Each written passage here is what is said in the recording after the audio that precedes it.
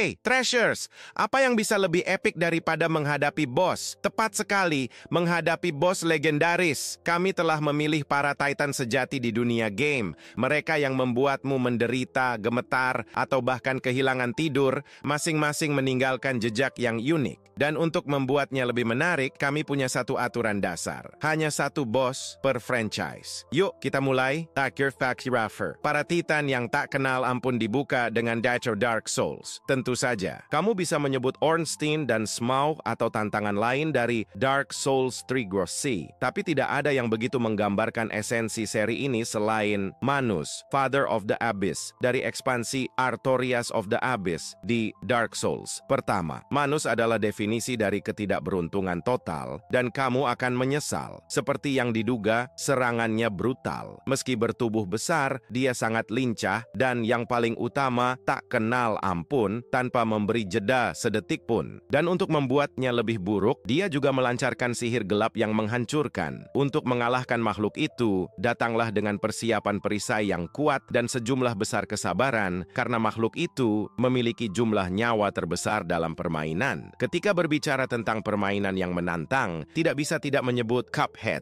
Tapi bos mana yang harus ditonjolkan? Haha, pasti. Kekacauan bola-bola berwarna dan serangan yang menghebohkan. Di fase terakhir, The Devil, dalam kesulitan maksimal, siapa yang menyangka di balik penampilannya yang menawan, tersembunyi mimpi buruk terbesarmu? Bola-bola beterbangan ke segala arah benar-benar kemana-mana. Bahkan sulit melihat karakter sendiri di tengah kekacauan itu. Meningkatkan refleks atau menghafal pola serangan yang terkenal. Pilihan ada padamu untuk menghadapi pertempuran ini. Tapi satu hal yang pasti, kamu akan kesulitan sebelum mengalahkan si iblis kecil itu. Belum lagi Hendortail, kerangka yang muncul tiba-tiba, menghindari semua seranganmu. Bagi yang belum tahu, dalam pertempuran ini, kamu mengendalikan sebuah jantung, dan harus menghindari projektil maupun rintangan yang dilontarkan lawan. Jika Sans sudah dianggap sebagai salah satu bos tersulit, apakah standarnya tidak bisa diprediksi? Serangannya cepat dan dia seperti benar-benar curang dalam permainan untuk menangkapmu lengah. Bos ini sangat tidak seimbang sehingga satu-satunya cara untuk mengalahkannya adalah menunggu sampai dia kelelahan dan tertidur atau menyerang dengan satu pukulan yang menghasilkan 10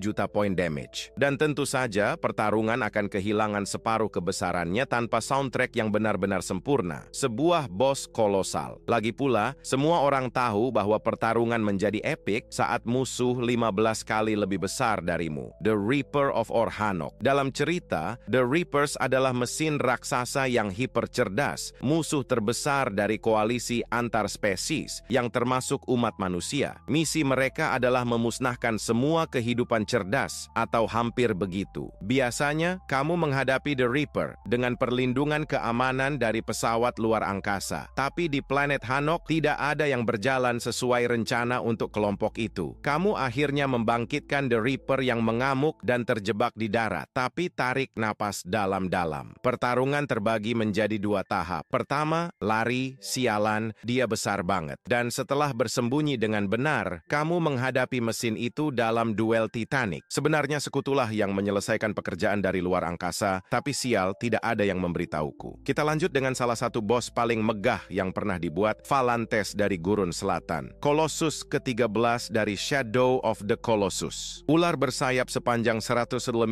meter ini pada dasarnya tidak berbahaya. Ia meluncur di langit dengan acuh tak acuh, tidak peduli dengan keberadaannya. Pada momen-momen awal pertarungan, permainan ini berhasil menangkap ketidaksetaraan ala Daud dan Goliat secara sempurna. Gagasan untuk menghadapi raksasa seperti itu dengan senjata yang sederhana terasa absurd. Memang, hal ini agak menyedihkan. Tapi kita berada di dunia virtual, di mana bahkan monster pun memiliki kelemahan yang jelas. Strateginya adalah memancing Valantes turun, mengejarnya, dan memanjat tubuhnya untuk mencapai 3 titik rentan. Setiap gerakan membutuhkan usaha, menjaga keseimbangan, berpegangan dengan erat. Dilema sebenarnya, bagaimanapun, adalah kurangnya motivasi untuk mengalahkan bos ini. Tidak bersalah kuno, mungkin yang terakhir dari jenisnya. Tidak ada kemuliaan dalam tindakan ini. Kemenangan terasa pahit, seolah-olah kita melakukan sebuah penghinaan. Lalu, pemandangan berubah kepada sesuatu yang kita bunuh tanpa penyesalan. Kronos, sang Titan kolosal. Dalam trilogi God of War, Kratos menantang dewa-dewa karena dorongan balas dendam. Jika Poseidon sudah mengesankan di pembukaan game ketiga, pertarungan melawan Kronos lah yang benar-benar membekas di ingatan. Sama seperti Fafnir, memanjat adalah bagian yang krusial. Tapi Kronos bukanlah lawan yang pasif, apalagi Kratos. Pendakiannya sulit, terus diganggu oleh gerombolan makhluk. Tapi mereka hanyalah rintangan kecil dibandingkan tujuan sebenarnya. Anda adalah Kratos, pejuang legendaris yang mendefinisikan ulang konsep kekuatan. Postur tubuhmu yang kompak menjadi keunggulan. Kronos kehilangan menit berharga mencoba menemukanmu di dalam tubuhnya sendiri. Sampai sang Titan memiliki momen jenius dan memutuskan untuk menelanmu. Apa yang akan kau lakukan terjebak di dalam sialan? Apakah ini bisa menginspirasi kekerasan di dunia nyata? Pertarungan dimulai dengan cara klasik, setidaknya dalam kegilaan yang ada di game ini. Setelah banyak pukulan, Kratos mencapai mode raksasanya. Lebih kuat dan sebagainya, kau sudah tahu. Kau mengalahkannya seperti biasa. Dan kemudian segalanya menjadi serius. Kratos membuka bentuk dewinya. Ya Tuhan Kratos! Sekarang dia benar-benar akan mengalahkan Kronos. Seolah-olah mereka memompanya dengan kemurnian amarah. Sang pahlawan bahkan lebih mengamuk daripada Kratos sendiri. Ini sudah menjadi pemandangan yang luar biasa. Bagaimana dengan Ganggun dan Wizen? Yang terakhir ini ukurannya benar-benar sebesar planet. Bersiaplah untuk pukulan yang akan mendefinisikan ulang konsep rasa sakitmu. Pada akhirnya, Azura mencapai puncaknya berkat kekuatan persahabatan?